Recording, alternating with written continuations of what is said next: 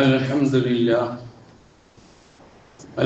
لله نحمده ونستعينه ونؤمن به ونتوكل عليه ونعوذ بالله من شرور أنفسنا ومن سيئات أعمالنا من يهده الله فلا مضل له ومن يضلل فلا هادي له وأشهد أن لا إله إلا الله وحده لا شريك له وأشهد أن محمدا عبده ورسوله أرسله بالهدى ودين الحق ليظهره على الدين كله ولو كره المشركون اللهم صل على محمد وعلى آل محمد كما صليت على إبراهيم وعلى آل إبراهيم وبارك على محمد وعلى آل محمد كما باركت على إبراهيم وعلى آل إبراهيم إنك حميد مجيد أما بعد فإن خير الكلام كلام الله وخير الهدي هدي محمد صلى الله عليه وسلم وشر الأمور محدثاتها وكل محدثة بدعة وكل بدعة ضلالة وكل ضلالة في النار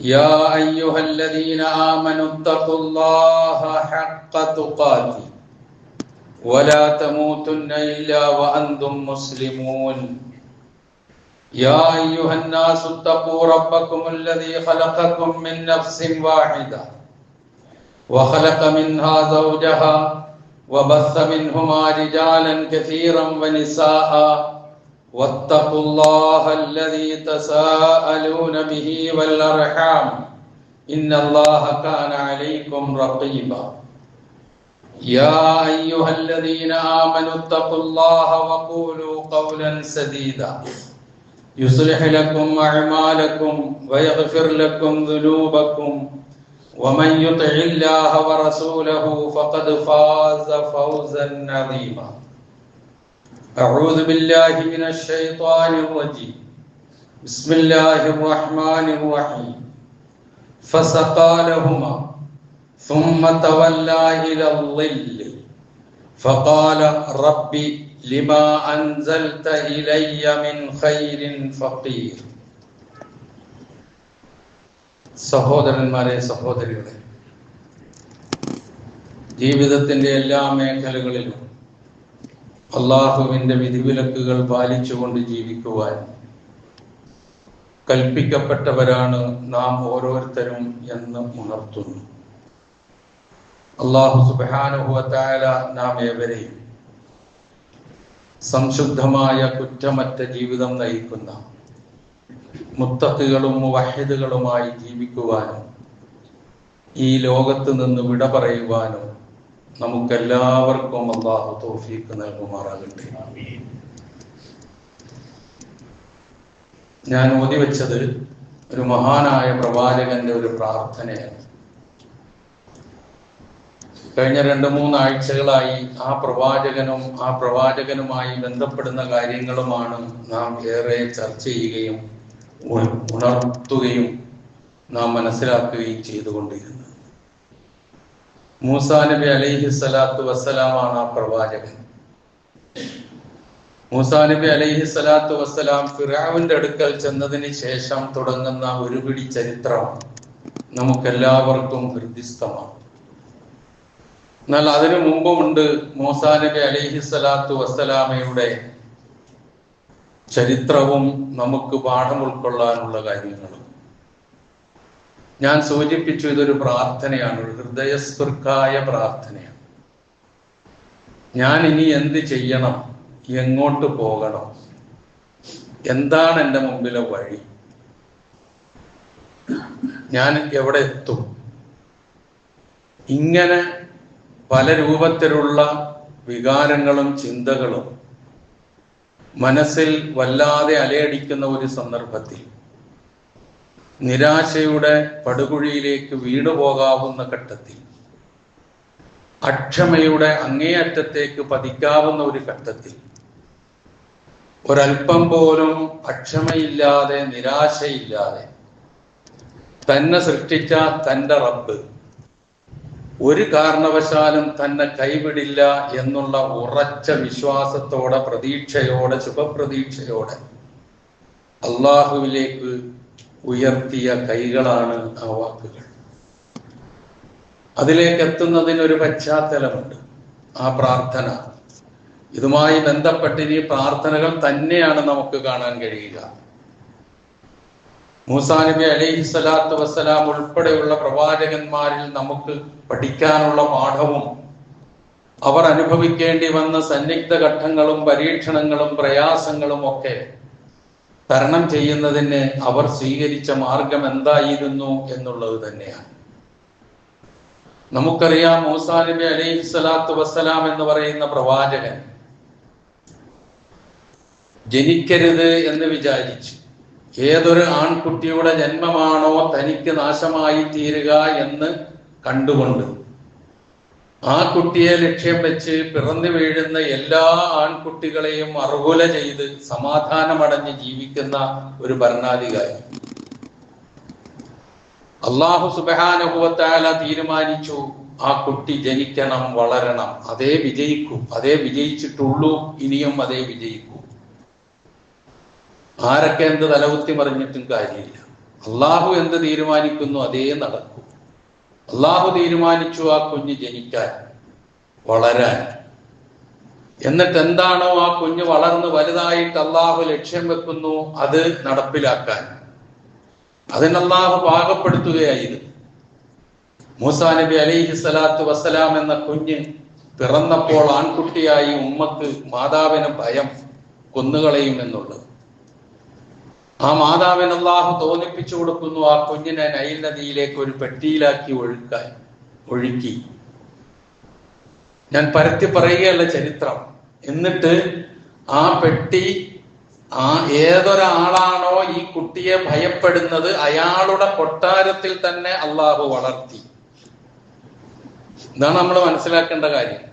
സാധാരണ എല്ലാവരും ഒരുപാട് തന്ത്രങ്ങൾ ആവിഷ്കരിക്കും ഓരോന്നിൽ നിന്ന് രക്ഷപ്പെടാൻ വേണ്ടി. കുറെ പേരെ കൊന്നൊടുക്കിയാൽ എല്ലാം ആകുമെന്ന് വിചാരിക്കും. അങ്ങനൊക്കെ ഇപ്പോഴും ചെയ്തു കൂട്ടുന്നില്ലേ പലതും. അപ്പൊ അതൊക്കെ അവരുടെ ധാരണയാണ്. അതിനെ അതിജയിക്കാൻ അള്ളാഹു തീരുമാനിച്ചു കഴിഞ്ഞാൽ അതിനുള്ള വഴി അവൻ തന്നെ കാണിക്കും. അപ്പൊ ഈ കുഞ്ഞ് ഇങ്ങനെ ഒഴുക്കി വിട്ടാൽ ഉണ്ടാകാവുന്ന പ്രയാസം മനസ്സിലാക്കിയിട്ട് ഈ കുഞ്ഞിന്റെ സഹോദരിയോട് തന്നെ ആ കുഞ്ഞെങ്ങോട്ടാണ് പോകുന്നത്, ആ പെട്ടി ഒഴുകി പോകുന്നത് എന്ന് കണ്ടെത്താൻ വേണ്ടി പിന്നാലെ അയക്കുന്നതും, അങ്ങനെ കൊട്ടാരത്തിൽ എത്തിയെന്നും, കൊട്ടാരത്തിൽ എത്തിയതിന് ശേഷം ചെറിയ കുഞ്ഞല്ലേ, ആ കുഞ്ഞിന് പാല് കൊടുക്കണമെങ്കിൽ പാല് കൊടുക്കണം, അതിനിഷ്ടപ്പെടുന്ന ആരുടെയെങ്കിലും പാല് കിട്ടണം, മുലപ്പാല്. അതിനുവേണ്ടി വിളംബരം ചെയ്തു, കൊട്ടാരത്തിലെ കുഞ്ഞിന് മുലപ്പാല് കൊടുത്താൽ ഇന്ന സമ്മാനങ്ങൾ ഉണ്ടാകും എന്ന് പറഞ്ഞു. എല്ലാരും പാഞ്ഞെത്തി. ഒരൊറ്റ സ്ത്രീയുടെയും മുലപ്പാൽ ആ കുഞ്ഞു കുടിച്ചില്ല. ഇത് മനസ്സിലാക്കിയ സഹോദരി നേരെ ഉമ്മയുടെ അടുക്ക് വന്നിട്ട് പറഞ്ഞു, നല്ല ഒരു ചാൻസ് ആണ്, ബാ കൊട്ടാരത്തിലേക്ക്. ഇങ്ങനെയാണ് അവസ്ഥ. അങ്ങനെ ആ കുഞ്ഞ് ആ ഉമ്മയുടെ മുലപ്പാല് തന്നെ കുടിച്ചു വളരുന്നു. ഇതാണ് അള്ളാഹുവിന്റെ തീരുമാനം. ആരൊക്കെ എന്ത് തലകുത്തി പറഞ്ഞാലും ഒന്നും നടക്കാൻ പോണില്ല. പടച്ചവൻ എന്ത് തീരുമാനിച്ചു അതേ നടന്നു പോകും.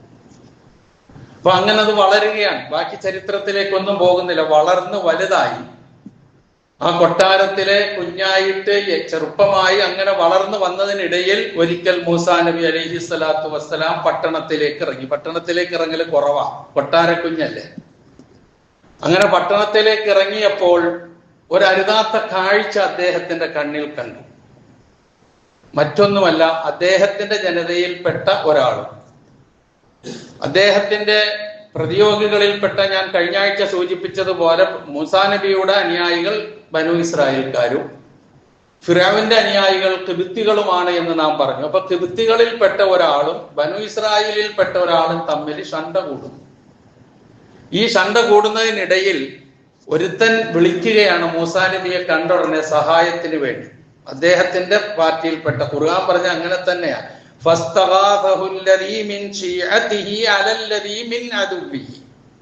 തന്നിൽ തന്റെ കക്ഷിയിൽപ്പെട്ട ആൾ തന്റെ ശത്രുവിൽപ്പെട്ട ആൾക്കെതിരെ സഹായിക്കണേ എന്ന് ആവശ്യപ്പെടുന്നു, സഹായം തേടുന്നു.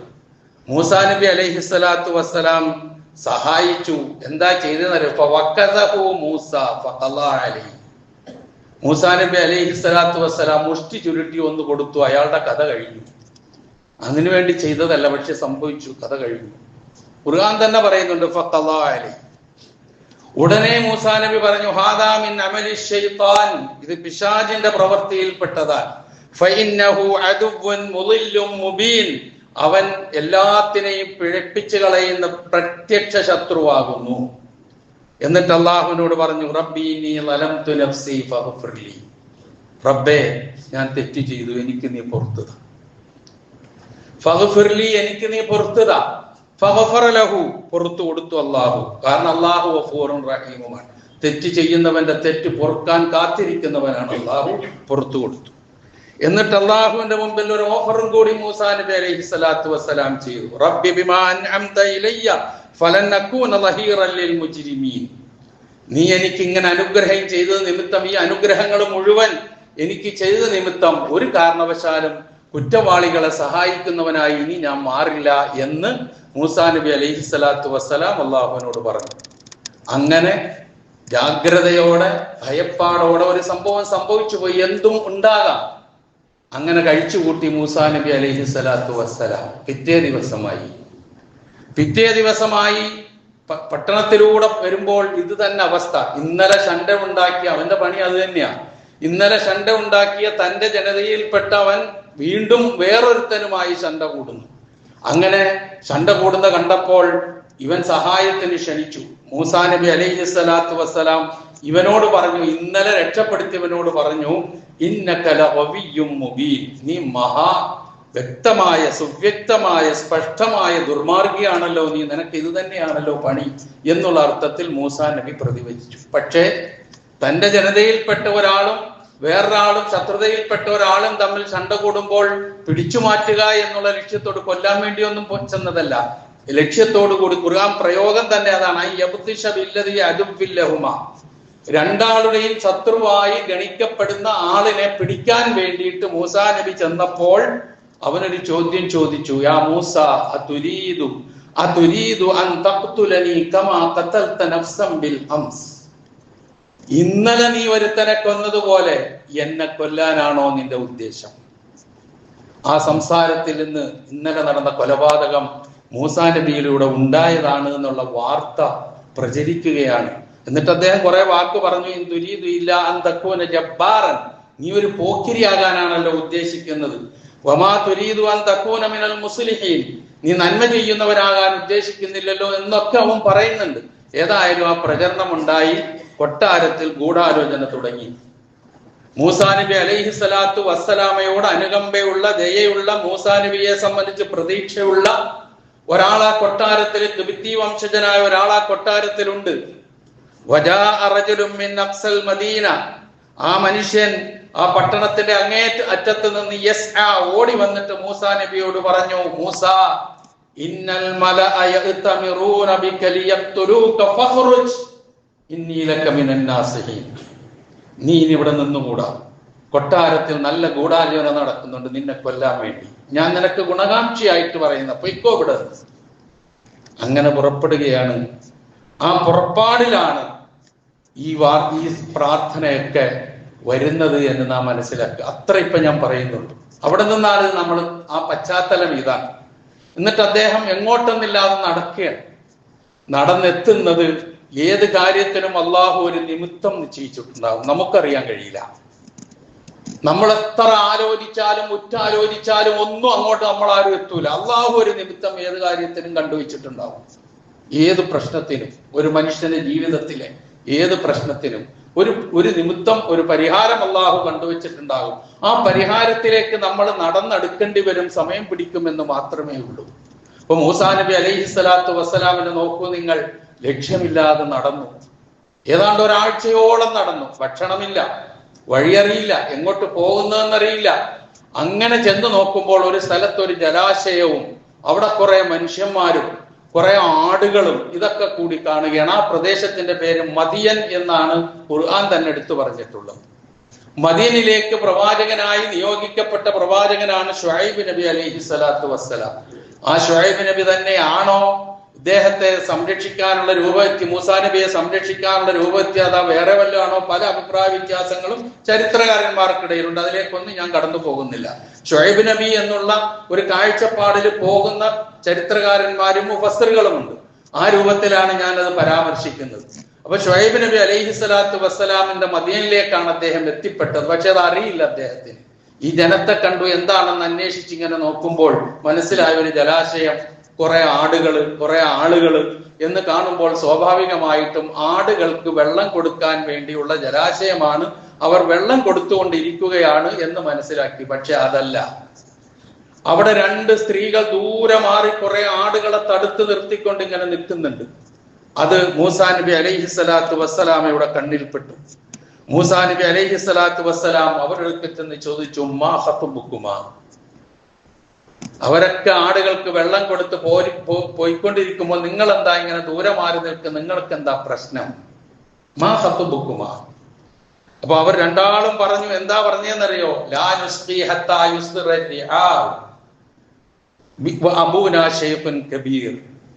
രണ്ട് വാചകത്തിൽ എല്ലാ കാര്യവും പറഞ്ഞു. ആ ആണുങ്ങൾ മുഴുവനും ആടുകൾക്ക് വെള്ളം കൊടുത്ത് തിരിച്ചു പോകുന്നത് വരെ ഞങ്ങൾ അങ്ങോട്ട് പോകില്ല. ഉന്താനും തള്ളാനും തിരക്കാനും ഞങ്ങളില്ല. ഞങ്ങൾ ഒഴിഞ്ഞു നിൽക്കുകയാണ്. ഞങ്ങളുടെ സ്ഥിരം സ്വഭാവം ഇതാണ്. അവർ കുടിപ്പിച്ചു കഴിഞ്ഞ് അവരുടെ മൃഗങ്ങളുമായി ആടുകളുമായി പോയി കഴിയുമ്പോൾ ഞങ്ങൾ പോയി കുടിപ്പിക്കും. കാരണം ഞങ്ങൾക്ക് വീട്ടിൽ വേറെ ആരുമില്ല. ഞങ്ങളുടെ പിതാവ് ശൈഖുൻ കബീറാണ്. അങ്ങേയറ്റം വാർദ്ധക്യത്തിലെത്തിയ ഒരു വയസ്സായ ആളാണ് ഞങ്ങളുടെ പിതാവ്. ഇത്ര അവർ പറഞ്ഞു. മൂസാ നബി അലൈഹി സ്വലാത്തു വസ്സലാം ഉടനെ തന്നെ ഫസഖാലഹുമാ, അവർ രണ്ടാളുടെയും ആടുകൾക്ക് വെള്ളം കുടിപ്പിച്ചു. എന്നിട്ട് അവര് പോയി. എന്നിട്ട് സുമ്മത്ത വല്ലായിലി, ഇതാണ് ഞാൻ ഓതി വെച്ച വചനം. സുമ്മത്ത വല്ലായിലി, പിന്നെ ആ തണലിലേക്ക് മൂസാ നബി അലൈഹി സ്വലാത്തു വസ്സലാം മാറിയിരുന്നു. എന്നിട്ട് ഫഖാല, മൂസാ നബി പ്രാർത്ഥിച്ചു, റബ്ബി, എന്റെ രക്ഷിതാവേ, ലിമാ അൻസൽത ഇലയ്യ മിൻ ഖൈരിൻ ഫഖീർ, ഈ സന്ദർഭത്തിൽ എനിക്ക് നീ ഇറക്കിത്തരുന്ന ഏത് നന്മയ്ക്കും ഞാൻ ആവശ്യക്കാരനാണ്. എന്ന് പറഞ്ഞാൽ നിന്റെ ഏത് നല്ല കാര്യവും എനിക്കിപ്പോ അത്യാവശ്യമാണ്. ആ അവസ്ഥയിലാണ് ഞാൻ ഇപ്പോഴുള്ളത് എന്ന് മഹാനായ മൂസാ നബി അലൈഹി സ്വലാത്തു വസ്സലാം അവിടെ നിന്ന് ഹൃദയസ്പൃക്കായി ഹൃദയം തട്ടി പ്രാർത്ഥിച്ച പ്രാർത്ഥനയാണ് റബ്ബി ലിമാ അൻസൽത ഇലയ്യ മിൻ ഖൈരിൻ ഫഖീർ. തന്റെ മനസ്സ് തുറക്കുകയാണ് അള്ളാഹുവിന്റെ മുമ്പിൽ ഒരു വഴിയില്ല. കുറെ നടന്നലച്ച് വന്നിട്ട് കുറച്ച് ആൾക്കാരെ കണ്ടു, ഇതാണ് അവസ്ഥ, അവരും പോയി.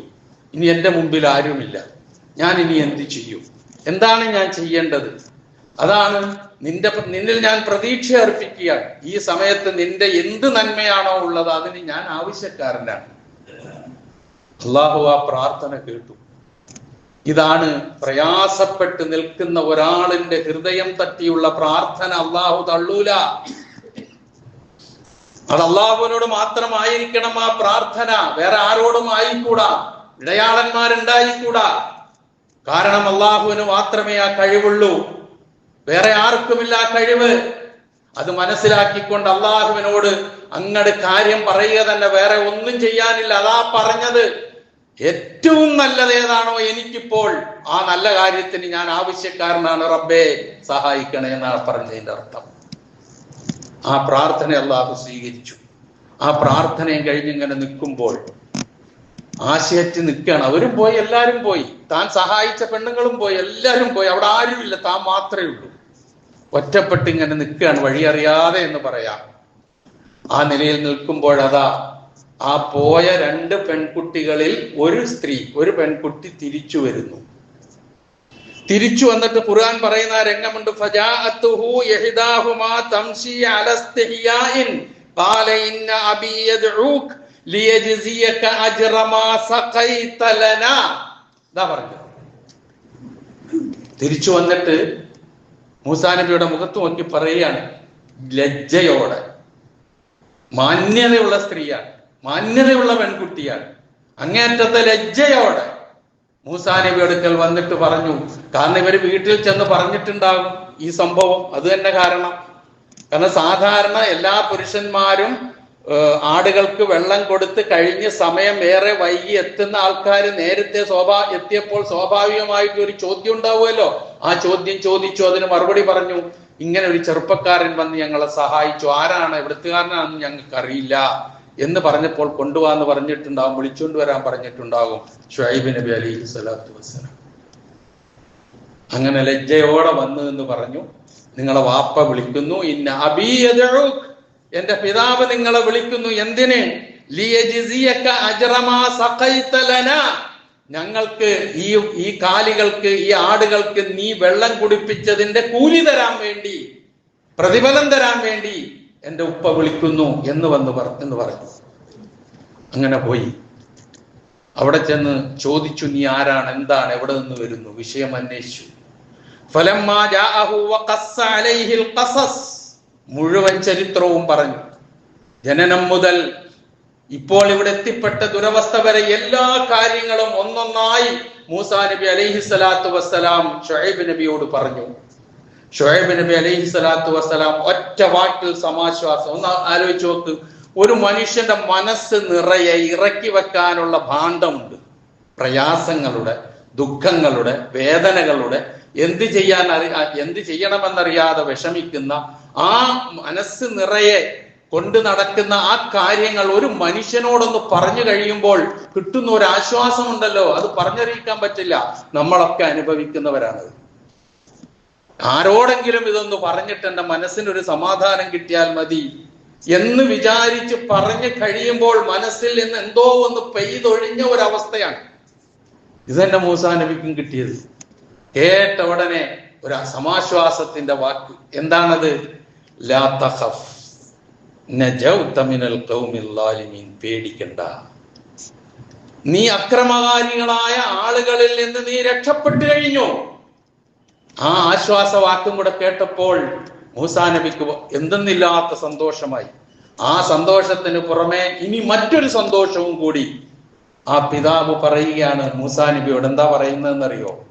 കാലത്തെ ഹിതാമ. അതിനിടയിൽ, ഈ സംഭാഷണം നടക്കുന്നതിനിടയിൽ ആ രണ്ട് പെൺകുട്ടികളിൽ ഒരു പെൺകുട്ടി പറഞ്ഞു, യാ അബത്തി, പ്രിയ ഉപ്പ, പൊന്നാര ഉപ്പ, ഇസ്തഅ്ജിർഹു ഇന്ന ഖൈറ മൻ ഇസ്തഅ്ജർതൽ ഖവിയ്യുൽ അമീൻ. ഇവിടെ മുഫസ്സിറുകൾ ഒരുപാട് വിശദീകരിച്ചിട്ടുള്ള ഒരു സ്ഥലമാണ്. ഒരുപാട് ആശയങ്ങളിലേക്ക് നമ്മളെ കൊണ്ടുപോകുന്ന സ്ഥലമാണ് ഈ ചെറിയ വചനം. എന്താ പെൺകുട്ടി പറഞ്ഞത്? പിതാവേ, ഉപ്പ, പുന്നാര വാപ്പ, ഇസ്തഅ്ജിർഹു, അദ്ദേഹത്തെ കൂലിക്ക് നിർത്തിവിടെ, കൂലിക്കാരനായിട്ട് നിർത്തിവിടെ അദ്ദേഹത്തെ. കാരണം ഇന്ന ഖൈറ മൻ ഇസ്തഅ്ജർതൽ ഖവിയ്യുൽ അമീൻ, ആരെയാണോ നിങ്ങൾ കൂലിക്ക് വേണ്ടി നിർത്തുന്നത് അവൻ ശക്തനാണ്, പ്രബലനാണ്, വിശ്വസ്തനാണ്. ഏതാനും മണിക്കൂറുകൾ കൊണ്ട്, നിമിഷങ്ങൾ കൊണ്ട് മൂസാ നബിയുടെ ക്വാളിറ്റി എന്താണെന്ന് ആ പെൺകുട്ടി തിരിച്ചറിയും. ഒരാളെ ഒരു സ്ഥാപനത്തിൽ ഒരു കാര്യം ഏൽപ്പിച്ച് നിർത്തണമെങ്കിൽ വേണ്ട പ്രധാനപ്പെട്ട രണ്ട് കാര്യങ്ങളാണ് ആ എടുത്തു പറഞ്ഞത്. ഞാൻ പറഞ്ഞില്ലേ, വെറുതെ കഥ കേൾക്കലല്ല നമുക്കുള്ളത്. രണ്ട് കാര്യമാണ് പ്രധാനമായിട്ട് അവിടെ ഉള്ളത്. ഒന്ന്, ഒരു ജോലി ചെയ്യാൻ തയ്യാറാകുന്നവൻ അതിന് കഴിവുള്ളവനാകണം, ശക്തനാകണം. രണ്ട്, അവൻ വിശ്വസ്തനാകണം. ഇത് രണ്ടും ഈ മനുഷ്യനിലുണ്ട്. അതുകൊണ്ട് ജോലിക്ക് നിർത്തിക്കോ എന്ന് ഉപ്പാനോട് മകള് പറയുക. തന്നെയുമല്ല, ആ വിശ്വസ്തതയ്ക്ക് വേറൊരു രംഗവും കൂടിയുണ്ട്. എന്താണത്? എത്രയോ സമയം ഇവർ രണ്ടുപേരും മുന്നിലും പിന്നിലുമായി നടന്നിട്ടുണ്ടാകും, ഒരു പുരുഷനും ഒരു സ്ത്രീ. ആ സന്ദർഭത്തിൽ ആ മനുഷ്യന്റെ പെരുമാറ്റവും സമീപനവും കൃത്യമായി പെണ്ണ് തൊട്ടറിയുകയാണ്, നേരിട്ടറിയുകയാണ്. ആ അറിഞ്ഞ കാര്യം പറയാൻ ഇയാളെ പോലെ വിശ്വസ്തം വേറെ ഇല്ല. അതൊക്കെ ഇന്നത്തെ കാലവുമായി ബന്ധിപ്പിച്ചു നോക്കിയ ഒരുപാട് പറയാനുണ്ട്. ഞാൻ അതിലേക്കൊന്നും പോകുന്നില്ല, സമയം കിട്ടൂല. ഇതാണ് ഇത് ഞാൻ പറഞ്ഞു. നമ്മൾ തിരിയേണ്ടത് മൂസാ നബിയുടെ ചരിത്രം, ഇബ്രാഹിം നബിയുടെ, ഇങ്ങനെ ചരിത്രം നമ്മൾ ഒരുപാട് കേൾക്കും, അതങ്ങോട്ട് പോകും, പോരാ. ചരിത്രം എന്തിനാ? പാഠം ഉൾക്കൊള്ളാനാണ്. പിന്നിൽ വരുന്നവർക്ക് കാര്യങ്ങൾ പഠിക്കാനും ഗ്രഹിക്കാനുമാണ്. അതുകൊണ്ടാണല്ലോ പലരും മുമ്പ് വന്ന നല്ല ചരിത്രങ്ങളൊക്കെ തമസ്കരിക്കാൻ ശ്രമിക്കുന്നത്. കാരണം അത് മുന്നു വന്ന പിന്നിൽ വരുന്ന ആൾക്കാർ ഇതൊക്കെ അറിഞ്ഞാൽ ബുദ്ധിമുട്ടാണ്. അതുകൊണ്ട് അതല്ല വേണ്ട ചരിത്രം. അത് ഏത് രൂപത്തിലായിരുന്നാലും ശരി, ഒരു ആരുടെയെങ്കിലും പേരിനെ പരാമർശിക്കുന്ന കാര്യത്തിലായിരുന്നാലും ശരി, ആ പേര് പോലും, ഒരു മറുപേര് പോലും ഒരു കാര്യത്തിന് ഉപയോഗിക്കാൻ പാടില്ല എന്ന് പറയുന്ന അവസ്ഥയിലേക്ക് മനുഷ്യരെത്തുന്ന. അതുകൊണ്ട് ആ ചരിത്രത്തെ ഭയപ്പെടുന്നു പലരും. ചരിത്രത്തെ ഭയപ്പെടാൻ കാരണം ഇതാ, ചരിത്രത്തിൽ നിന്നാണ് പാഠം ഉൾക്കൊള്ളാനുള്ളത്. എന്നിട്ടാണ് മുന്നോട്ട് കുതിക്കാൻ കഴിയുക. അതുകൊണ്ടാണ് അത് തകർക്കണം, തമസ്കരിക്കണം എന്ന് തീരുമാനിക്കുന്നത്. ആകട്ടെ അത് തിരിച്ചറിഞ്ഞ് മൂസാ നബി അലൈഹിസ്സലാത്തു വസ്സലാമയോട് ഈ പിതാവ് പറയുകയാണ്, അങ്ങനെ കൂലിക്കാരനാക്കാൻ ഞാൻ ഉദ്ദേശിക്കുന്നില്ല. എനിക്ക് 2 പെൺമക്കളുണ്ട്. 2-1 ഞാൻ നിങ്ങൾക്ക് വിവാഹം ചെയ്തു തരാം. നോക്കൂ നിങ്ങൾ, എങ്ങോട്ടാണ് ഈ ചരിത്രം പോകുന്നത് എന്ന്, എങ്ങോട്ടാണ് അള്ളാഹു പ്രതീക്ഷ നൽകുന്നത് എന്ന്, എങ്ങോട്ടാണ് സഹായം നൽകുന്നത് എന്നുള്ളത് ചിന്തിച്ചു നോക്ക്. ഇതിലൊക്കെ ഒരുപാട് പാഠമുണ്ട്. അപ്പം 1 ഞാൻ വിവാഹം കഴിച്ചു തരാം, പക്ഷേ ഒരു നിബന്ധന, 8 വർഷം എനിക്ക് ആടിനെ മേയ്ക്കണം. അതാണ് മഹർ. 8 ഹിജജിൻ 8 വർഷം. ഫഇൻ അത്മംത അശ്റൻ ഫമിൻ നിന്ദിക. ആ 8 10 ആകുകയാണെങ്കിൽ അത് നിന്റെ ഇഷ്ടം. ഈ നിബന്ധനയിൽ എന്റെ ഒരു പെൺകുട്ടിയെ ഞാൻ വിവാഹം ചെയ്തു തരാം. അങ്ങനെ എവിടെ നിന്നോ വന്ന കാര്യങ്ങൾ, കഥകൾ കേട്ട, ഇന്ന സ്ഥലത്ത് നിന്ന് വന്ന എന്ന് മാത്രം അറിഞ്ഞ ഈ വിശ്വസ്തതയും അതുപോലുള്ള കാര്യങ്ങളും ഒക്കെ മനസ്സിലാക്കിക്കൊണ്ട് ഒരു വേള ശുഐബ് നബി ആണെങ്കിൽ സ്വാഭാവികമായിട്ടും സംഭവിച്ച ചരിത്രങ്ങളൊക്കെ കേൾക്കുമ്പോൾ എന്തെങ്കിലുമൊക്കെ വരാനിരിക്കുന്ന എന്തോ കാര്യമൊക്കെ അദ്ദേഹവും കണ്ടിട്ടുണ്ടാകാം, നമുക്കറിയില്ല. ഏതായിരുന്നാലും ഒരു മകളെ ഞാൻ വിവാഹം ചെയ്തു തരാം എന്ന് പറയുന്നു. 8 വർഷം അല്ലെങ്കിൽ 10 വർഷം ഇവിടെ ആടിനെ മേയ്ക്കണം എന്ന നിബന്ധനയിൽ അങ്ങനെ വിവാഹം കഴിച്ചു. അങ്ങനെ മൂസാ നബി അലൈഹിസ്സലാത്തു വസ്സലാം വിവാഹിതനായി. ഇതൊന്നും ആ ഇറങ്ങി പുറപ്പെടുമ്പോൾ അദ്ദേഹത്തിന്റെ മനസ്സിലില്ല. ഇതിലൊക്കെ അള്ളാഹു ഓരോ വഴികൾ ഇങ്ങനെ കാണിച്ചു കൊടുക്കുകയാണ് ചെയ്തത്. ആ വഴികൾ തന്നെയാണ് റബ്ബി ഇന്നി ലിമാ അൻസൽത എന്ന് പ്രാർത്ഥിച്ച അത് തന്നെയാണ്.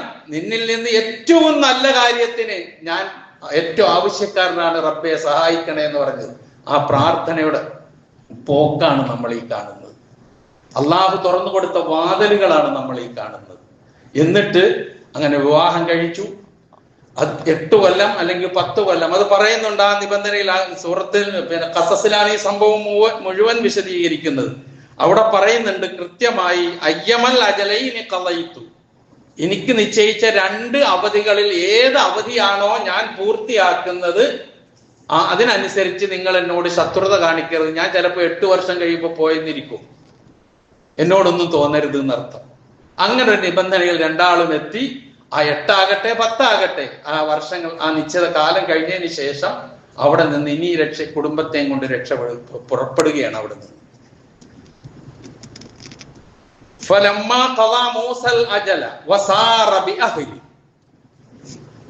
മൂസാ നബി അലൈഹിസ്സലാത്തു വസ്സലാം കുടുംബത്തെയും കൂട്ടി യാത്ര പുറപ്പെടുകയാണ്. തിരിച്ചു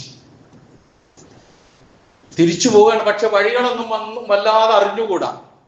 ആ ഒരു അവസ്ഥയിൽ അങ്ങനെ നടക്കുകയാണ്. നടന്ന് ഏതാണ്ട് രാത്രിയോടടുത്ത സമയം.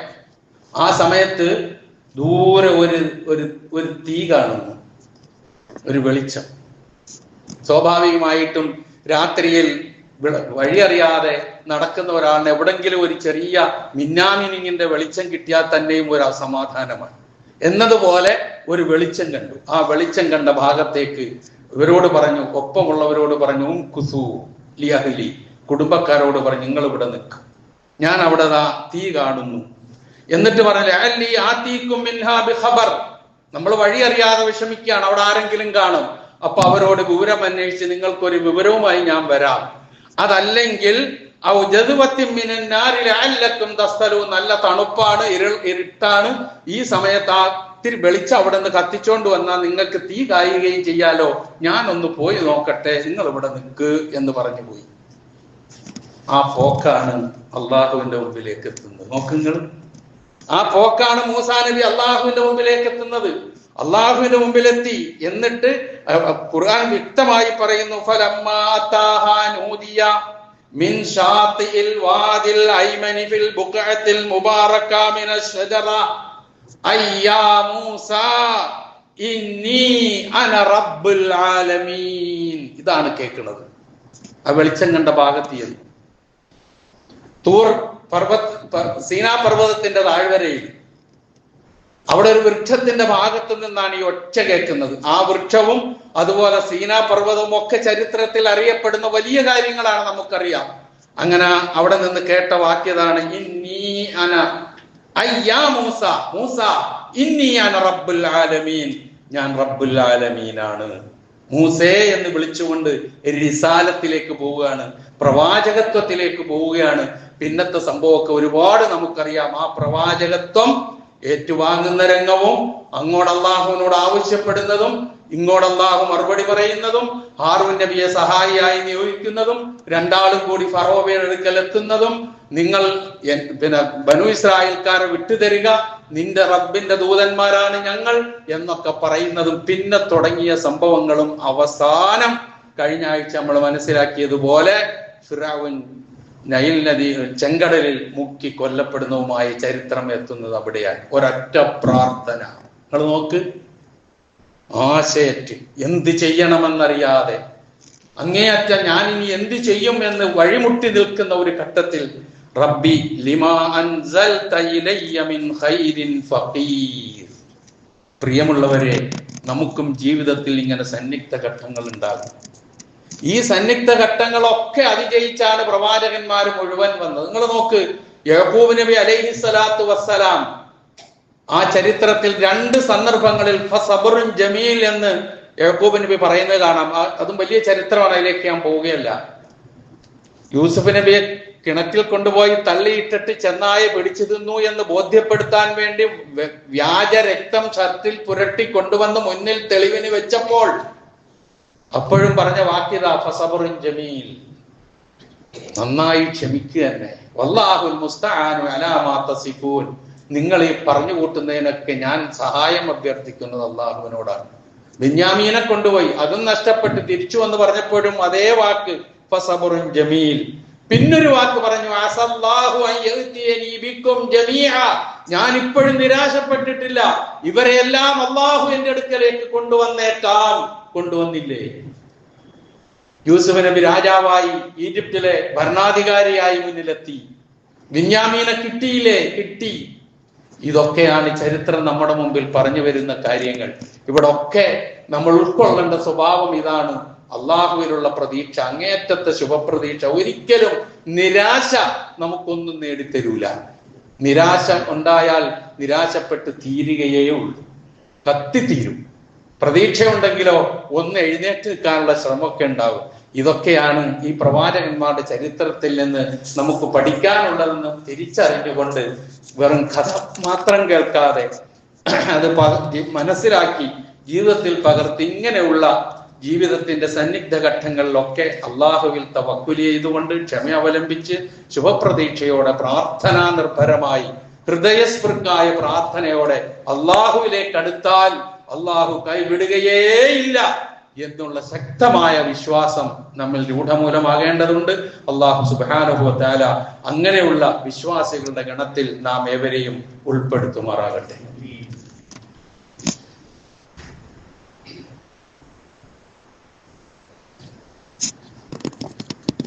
അൽഹംദുലില്ലാഹ് അല്ലദീ ഹദാനാ ലിഹാദാ വമാ കുന്നാ ലിനഹ്തദിയ ലൗലാ അൻ ഹദാനല്ലാഹ് വസ്സലാത്തു വസ്സലാമു അലാ അഷ്റഫിൽ അംബിയാഇ വൽ മുർസലീൻ വഅലാ ആലിഹി വസഹബിഹി വമൻ തബിഅഹും ബിഇഹ്സാനിൻ ഇലാ യൗമിദ്ദീൻ. അമ്മാ ബഅദ്. ഇത്തഖുല്ലാഹ ഇബാദല്ലാഹ്. ഒരിക്കൽ കൂടി അള്ളാഹുവിന്റെ ആജ്ഞാനുവർത്തികളായി ജീവിക്കുവാൻ ഞാൻ ഉണർത്തുന്നു. കഴിഞ്ഞ വർഷത്തെ ഹജ്ജ് കർമ്മം കഴിഞ്ഞ് അവസാനത്തെ ഗ്രൂപ്പ് കഴിഞ്ഞ ദിവസമാണ് നെടുമ്പാശ്ശേരിയിൽ ലാൻഡ് ചെയ്തത്. നമുക്കറിയാമോ, ഇപ്പോൾ നാം കാണുന്നത് അടുത്ത 2026 ഹജ്ജ് കർമ്മത്തിനുള്ള ഓൺലൈൻ ബുക്കിംഗ് ആരംഭിച്ചിരിക്കുന്നു എന്നാണ്. ഞാനിത് പറയുന്നത് ഈ ജൂൺ 31 വരെ മാത്രമേ ഓൺലൈനായി അപേക്ഷിക്കാനുള്ള സമയം ഇപ്പൊ തന്നിട്ടുള്ളൂ. ഇനി ചിലപ്പോൾ നീട്ടുമല്ലോ എന്ന് നമുക്ക് അറിഞ്ഞുകൂടാ. അതൊക്കെ ഗവൺമെന്റിന്റെ കയ്യിലിരിക്കുന്ന കാര്യമാണ്. അപ്പൊ അങ്ങനെ ആരെങ്കിലും 2026 ഹജ്ജ് കമ്മിറ്റി മുഖേന ഹജ്ജിന് പോകാൻ ആഗ്രഹിക്കുന്നുണ്ടെങ്കിൽ അതിന് അപേക്ഷ കൊടുക്കാൻ സമയമായി എന്ന് ഓർമ്മിപ്പിക്കുക. നിങ്ങളുടെയൊക്കെ കുടുംബങ്ങളിൽ അങ്ങനെയുള്ളവർ ആരെങ്കിലും ഉണ്ടാകും. ഈ ഇരിക്കുന്നവരിൽ തന്നെ ആരെങ്കിലും പോകാൻ ആഗ്രഹിക്കുന്നുണ്ടാകും. അക്കാര്യം ഒന്ന് ഉണർത്തുന്നു. ഹജ്ജ് എന്ന് പറയുന്നത് നമ്മുടെ ജീവിതത്തിലെ അവിസ്മരണീയമായ ഒരു ആരാധനയാണ്. എല്ലാവർക്കും അറിയാം. അതിന് കഴിവ് വേണം, സമ്പത്ത് വേണം, ആരോഗ്യം വേണം, മറ്റ് മാർഗദർശനങ്ങൾ ഇല്ലാതിരിക്കണം. അങ്ങനെയുള്ളവർക്കൊക്കെ അത് നിർബന്ധമാണ്. വലില്ലാഹി ഹിജ്ജുൽ ബൈത്തി മൻ ഇസ്തതാഅ ഇലൈഹി സബീല എന്നുള്ളത് നമുക്ക് കാണാപ്പാഠമാണ്. അതുകൊണ്ട് അങ്ങനെയുള്ള ആരെങ്കിലും ഉണ്ടെങ്കിൽ അതിന് ഒരുങ്ങ. ഇപ്രാവശ്യം ഒരു സവിശേഷത കൂടി വായിക്കാൻ കഴിഞ്ഞു. അതായത് 40 ദിവസമാണ് സാധാരണയായി സംസ്ഥാന ഹജ്ജ് കമ്മിറ്റി മുഖേന പോകുന്നത്. ഇപ്പോൾ 20 ദിവസത്തെ ഹിറസ്വ പാക്കേജും കൂടി ഉണ്ട്. അത് ഓൾ ഇന്ത്യ ലെവലിൽ 10,000 പേർക്ക് മാത്രമേ ഉണ്ടാവുകയുള്ളൂ എന്നൊക്കെ ഹജ്ജുമായി ബന്ധപ്പെട്ട കാര്യങ്ങൾ പഠിച്ചപ്പോൾ വായിക്കാൻ കഴിഞ്ഞു. അങ്ങനെ ഒരു സംവിധാനവും കൂടി ഏർപ്പെടുത്തിയിട്ടുണ്ട്. ഏതായിരുന്നാലും വളരെ നേരത്തെ തന്നെ അതിനുള്ള അപേക്ഷ ക്ഷണിച്ചിരിക്കുകയാണ്. അത് ഓൺലൈൻ മുഖേന മാത്രമേ കിട്ടുകയുള്ളൂ.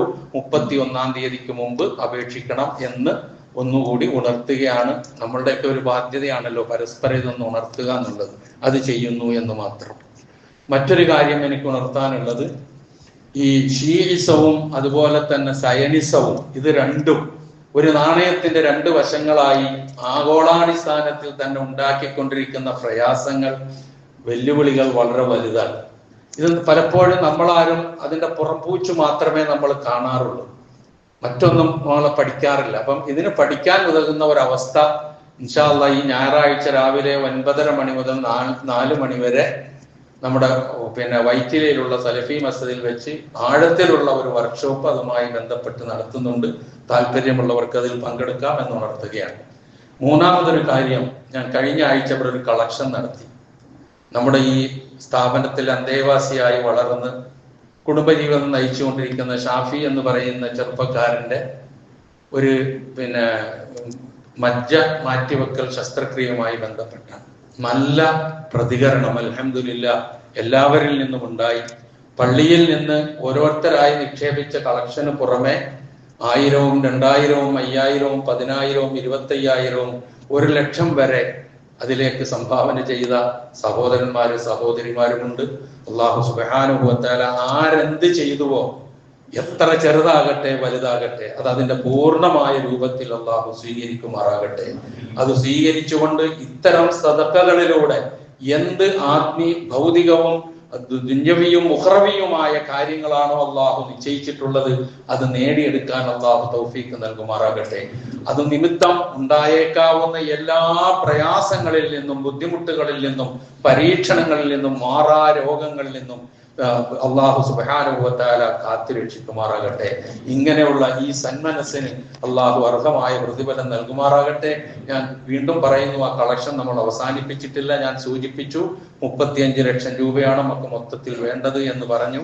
ഇപ്പോൾ ഈ സമയത്ത്, ഇപ്പൊ ഞാൻ ഇവിടെ നിന്ന് ഈ പറയുന്ന സമയത്ത് ഷാഫിയുടെ ബോൺ മാരോ ട്രാൻസ്പ്ലാന്റ് നടക്കുകയാണ്. എന്നുവെച്ചാൽ ഇന്ന് 12 മണിക്കാണ് തുടങ്ങിയിരിക്കുന്നത്. കഴിഞ്ഞ ഒരാഴ്ചയായി അഡ്മിറ്റ് ആയിരുന്നു, പല രൂപത്തിലുള്ള ചികിത്സകൾ. ഇന്നലെ മകളെ അഡ്മിറ്റ് ചെയ്തു, മകളിൽ നിന്ന് അത് ശേഖരിച്ചു. മകൾ ഇന്ന് ഡിസ്ചാർജായി. അതിനുശേഷം ഇന്ന് ആ ചികിത്സ തുടങ്ങുകയാണ്. ആത്മാർത്ഥമായ പ്രാർത്ഥനയും നിങ്ങളിൽ നിന്നുണ്ടാകണം. കാരണം ഒരു ചെറുപ്പക്കാരനാണ്, ഒരു കുടുംബമാണ്. പൂർണ്ണ ആരോഗ്യം കിട്ടണം, ജീവിതം തിരിച്ചു കിട്ടണം, ആ കുടുംബത്തിന് അത്താണിയായി മാറണം. ഇതൊക്കെ നമ്മളുടെ മനസ്സിലുണ്ടാകണം. അല്ലാഹു സുബ്ഹാനഹു വ തആല അവന് നടത്തുന്ന ആ ചികിത്സ പൂർണ്ണമായും അല്ലാഹു വിജയത്തിലെത്തിക്കുമാറാകട്ടെ. അതുമൂലം ഉണ്ടാകാവുന്ന പ്രയാസങ്ങളെ അതിജയിക്കാൻ ആ കുടുംബത്തിനും അല്ലാഹു തൗഫീഖ് നൽകുമാറാകട്ടെ. ഇങ്ങനെയുള്ള തീഷ്ണമായ രോഗങ്ങളിൽ നിന്ന് നമ്മളെയും നമ്മുടെ മക്കളെയും നമ്മുടെ പേരക്കിടാങ്ങളെയും നാമുമായി ബന്ധപ്പെട്ട എല്ലാവരെയും അല്ലാഹു സുബ്ഹാനഹു വ തആല കാത്തുരക്ഷിക്കുമാറാകട്ടെ. നാം ചെയ്യുന്ന സദഖകളിലൂടെയും അമലു സാലിഹുകളിലൂടെയും അള്ളാഹു അത് സ്വീകരിച്ചുകൊണ്ട് നമ്മളുടെ പ്രാർത്ഥനയ്ക്ക് അള്ളാഹു സുബ്ഹാനഹു വ തആല ഉത്തരം നൽകുമാറാകട്ടെ. ഇക്കാര്യം കൂടി ഈ സന്ദർഭത്തിൽ ഓർമ്മിപ്പിക്കുകയാണ്. നമ്മിൽ നിന്ന് മരണപ്പെട്ടു പോയ എല്ലാവർക്കും അള്ളാഹു പുറത്തു കൊടുക്കുമാറാകട്ടെ. അവരെയും നമ്മളെയും അള്ളാഹു ജന്നാത്തുൽ ഫിർദൗസിൽ ഒരുമിച്ച് കൂട്ടുമാറാകട്ടെ. രോഗങ്ങൾ കൊണ്ട് വിഷമിക്കുന്ന പലരുമുണ്ട്, അവരുടെ രോഗങ്ങളെ അള്ളാഹു ശിഫയാക്കി കൊടുക്കുമാറാകട്ടെ. വലിയ രോഗങ്ങൾ പിടിപെട്ട് ശയ്യാവലംബികളായി വീടുകളിലും ആശുപത്രികളിലും കഴിച്ചു കൂട്ടുന്ന സഹോദരന്മാരുണ്ട്. അള്ളാഹു സുബ്ഹാനഹു വ തആല അവരുടെ രോഗങ്ങൾ ശിഫിയാക്കി കൊടുക്കുമാറാകട്ടെ. വേദനകൾ അല്ലാഹു അകറ്റി കൊടുക്കുമാറാകട്ടെ. നാം ഏവരെയും അല്ലാഹു എല്ലാവിധ പ്രയാസങ്ങളിൽ നിന്നും കാത്തുരക്ഷിക്കുമാറാകട്ടെ. സർവോപരി ഇസ്ലാമിനും മുസ്ലിം ഉമ്മത്തിനും അല്ലാഹു ഇസ്സത്തിനെ പ്രദാനം ചെയ്യുമാറാകട്ടെ. اللهم اغفر للمؤمنين والمؤمنات والمسلمين والمسلمات الأحياء منهم والأموات إنك مجيب الدعوات ويا قاضي الحاجات. اللهم اعز الاسلام والمسلمين واذل الشرك والمشركين. اللهم اعز الاسلام والمسلمين واذل الشرك والمشركين. اللهم اعز الاسلام والمسلمين واذل الشرك والمشركين. اللهم انصر إخواننا المسلمين في فلسطين يا أرحم الراحمين. اللهم نجهم من الصهاينة الظالمين يا أرحم الراحمين. ربنا هب لنا من أزواجنا وذرياتنا قرة أعين واجعلنا للمتقين إماما. اللهم أجرنا من النار. اللهم أجرنا من النار. اللهم أجرنا من النار. ربنا اغفر لنا ولإخواننا الذين سبقونا بالإيمان ولا تجعل في قلوبنا غلا للذين آمنوا ربنا إنك رؤوف رحيم.